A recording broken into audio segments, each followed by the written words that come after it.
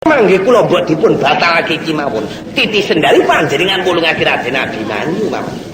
Ger ngantos dipun wulungake kaliyan Abimanyu mendah gelaning Lesmana Mandraguna. Menika sampun dados kewajibane Lesmana Mandraguna.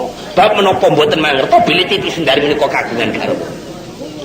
Nggih sampun mangerta lha nek Lesmana Mandraguna menika mboten purun nek mboten Titi Sendari. Paman, menawi ngaten kula mboten tumut-tumut paman. Lah kok mboten tumut-tumut das Kunti to nggih. Nggih kula mboten tumut-tumut menika mekaten. Menggal kula mbelana Lesmana Mandraguna sampun jelas Lesmana Mandraguna menika lepat. Menggal kula menika mbelani Raden Abimanyu kula menika wadyabala ing negari Ngastina. Lah mila dinten mangke mawon menawi Titi Sendari boten panjenengan wangsulake ten Raden Abimanyu. Menawi wonten risake negari Ngastina cekapi kula isu tangan boten tanggel mawon. Ampun ngaten to ngger. Lah menawi panjenengan menika nglengganake risake negari Ngastina, jelas menawi ngaten anak Adipati menika mbelani Raden Abimanyu. Kula menika mboten mbelani Abimanyu, kula menika mbelani kabeneran mawon. Lah menawi kula menika mbelani Raden Abimanyu, dados kula menika nak mbelani barang ingkang nasar. Nggih ngger lere dawuh panjenengan, ning rening ingkang paman menika satunggaling pati. Kula mbake kawula menika kawula wenang kaprentah kaliyan anak Prabu Sudana. Awon belasan sae kula mboten mangerta pokoke kula belani ngoten mawon pun. Nggih, amung kula sumanggake. Ning menawi wonten ngeten-ngeten sampun sambat kula lho, Paman. Ah nggih dikatulung kita ger. Kartomarmo paman kasinggihan dawuh panjenengan. Mula dina iki Raden Abimanyu kandhane kon bali ae. Nek ora gelem balik bondo biasane rejeki wong sak negara Ngastina. Nggih menawi ngaten kula mangestaki dawuh panjenengan. Adi Citraksa marang Citraksi Tata Syaga gegaman wong Bandayuda. Nek Abimanyu ora manut pangrena pun kakake ditugel kulune. Pun kuwatir Kang, mungkin kula ingkang tanggen nyepeng Abimanyu. Wong Abimanyu man pinten kekuatane pinten digdayani. Citraksi Sapukawati negara Ngastina mungkin kula uklek-ukleki Abimanyu. Adi Citraksi temen aja sembrono. Iki dederane rusake negara Ngastina iki. Pontongger pangestu panjenengan mawon ingkang kula suwun. Nggih pokoke kula mboten tumut-tumut lho mawon.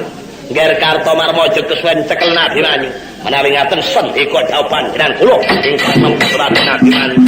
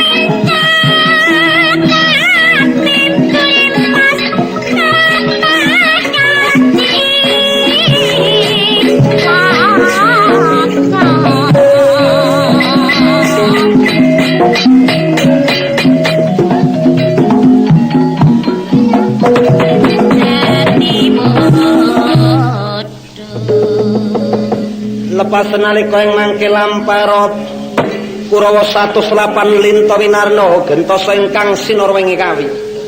Namung Raden Abimanyu ingkang medal saking Pasiniwakan Agung tansah kemutan ingkang garwa Titi Sendari ngunguning tiasira prayitaning Raden Abimanyu. Wong tresna-tresnaning duwe garwa is oleh selapan dina. Runtang ati asirom lene wong apiletak nyom neraka tondatan panoratem trepan diratan sananyo iragaya dan kakas dunia dan kata mengerada jembaring jagatan jembarnya jagat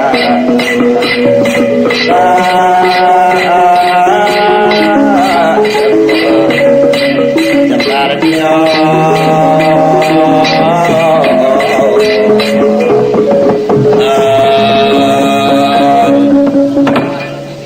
kacrita prayenaning Raden Abimanyu kapapak wulu cumbu tetiga kaki lurah Semar bejo kumayangan temen diajeng Titi Sendari ora diakoni ngaki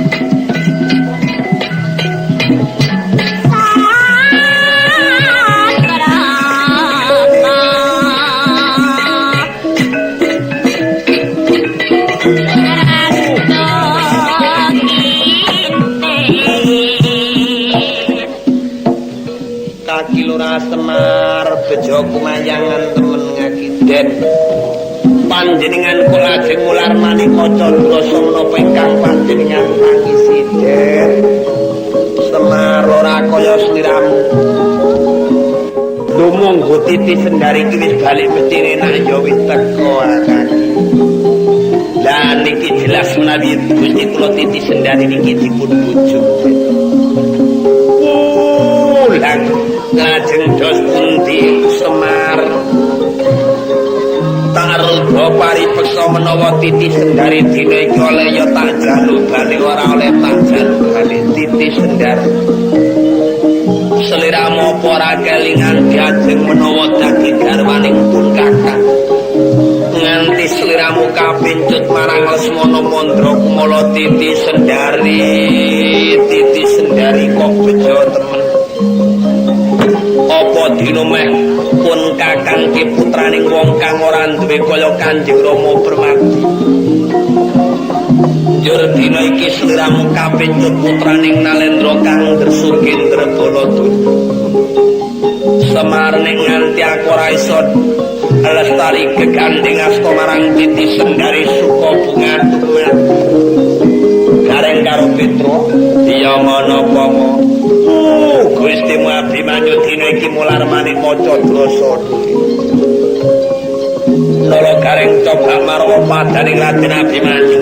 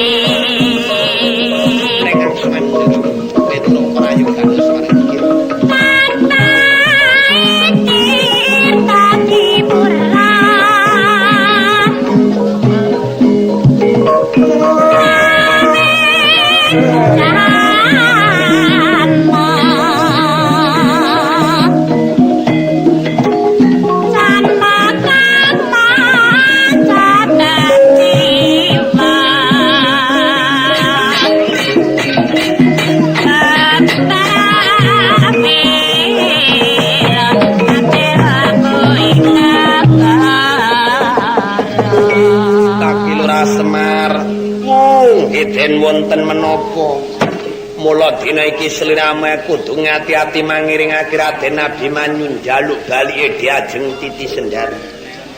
Sebab rikala tak rudha paripeksa dina iki aku areping dicekel kaki cilik ing dilarani gedhe dipateni. Nala gareng karo Petro. Ya menapa iki Gustimu Raden Abimanyu dole ngrebut Gustimu Ayu Titi Sendari. Bab jare dikon biyada kok dina iki nganti diselaki jare wis balik dhewe. Nendra Ayu Titi Sendari balik dhewe ya ora percaya ora ya, Tru. Lah wong biyen iki budale bareng karo Ndara Prabu Baladewa kok balike dhewe. Apa ya kira-kira wani Ndara Titi Sendari? Iku nek mesti-mesti ngono ya ora wani lho, reng tenan. Niku saking pemanggi kula Ndara Ayu Titi Sendari kajeng didhawuhaken kalih Lesmana Mandra Kumala menawi mawon. Petro wis ora luput kang dadi atur. Lah mula dina iki ana samping ana wong kaya aku ndak. Rebute rusa tajaluke wani Diajeng Titi Sendari. Nggih Ndara panjenengan ingkang atos-atos. Petro rewang-rewang ana pendara mudule. Ya iya mo pangestu kang tajan. Lah ya mestine dule. Kenapa ora ana Kurawa 108 nganti ora ngakoni Diajeng Titi Sendari jo takon desa tugel gulumu temen Kurawa sliramu.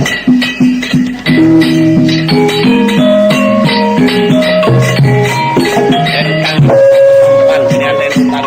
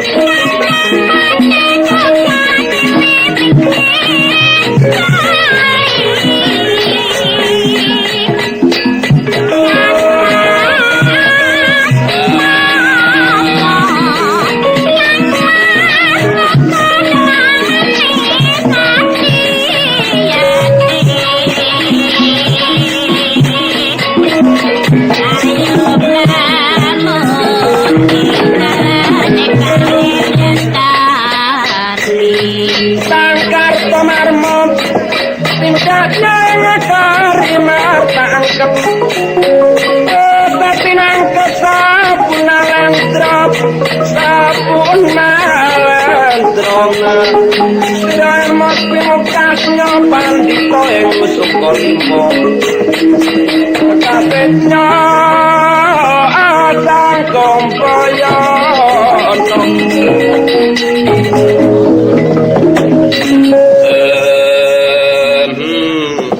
iki ora luput Raden Abimanyu ya Raden Angka Wijaya Wakarta marma bener kang dadi aturmu wong koyang mula dina iki selira manut pangrena apa tandang Reneng titis sendari iki wis balik nang negara Dwarawati kok saniki para tempu aki marang wong Ngastina dadi kaya wong ngepuh gaji watu barang kang ora ana para utus nganakake barang wis ora duwe para utus duwekake wong titis sendari wis balik njaluk wujud iki nak diaran wong bosen urip sliramu Abimanyu atuk bali tinimbang dadi patimu to dadi sangsaramu pun para ndara saestu pun para sampeyan pun sukan-sukan lah wong kalih Kurawa mawon lho sampean sukani mungkin nek sampean boten wantun lek Kurawa niku mansan pasrahaken kula tebasi kalih kula Wakarta marma Raden Abimanyu lebih kajaba mula menawa aku para utus balik ora bebarengan diajeng Titi Sendari sakniki aku ora manut besok aku ora minturut aja tapak tumekaning lara nadyan tumeka pati aku ora manut wae akane Raden Abimanyu ketika katam kaya wong lanang-lanang dhewe dadi ora manut pangrenaku ya tepaku dak manut menawa Titis Sendari dak para wujudake wani musuh Raden Kartomarmo apamu kang tak wedeni wani musuh Kartomarmo Abimanyu wong bosen urip keparep ngayoni budi Kartomarmo iki ada porotan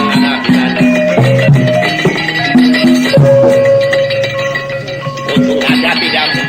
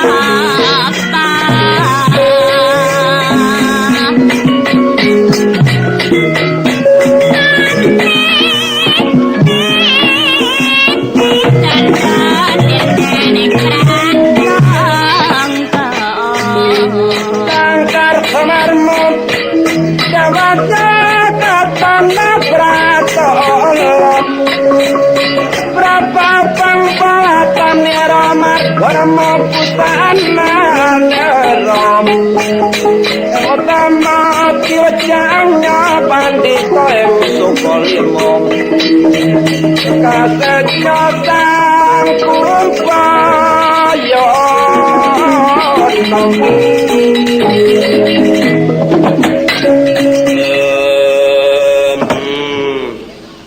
kurang pengajaran Raden Abimanyu Rakna digawe sembarangan luwih tatas trengkina suduku Taliwondo arang sang turut tak gayu luput rekemaku didandak mustakaku diantem ketiban tanganing Abimanyu nganti semabut wong goyak kono para ana wujuding Kartomarma iku kang para jaluk iku kang para karpagi saniki sliramu nutut musuh aku tak gawe becik bonggoya tak pateni sembarangan musuh kridaning Raden Abimanyu kaya wong daman pecating nyawamu abaning Raden Abimanyu coba rengko nek aku kasoran panempu marang sliramu kudu ndarbeni parayana ngagati tetandingan musuh Arya Kartomarma leno pandrumutra jangkam tak dodok dadamu dadi iwaku Abimanyu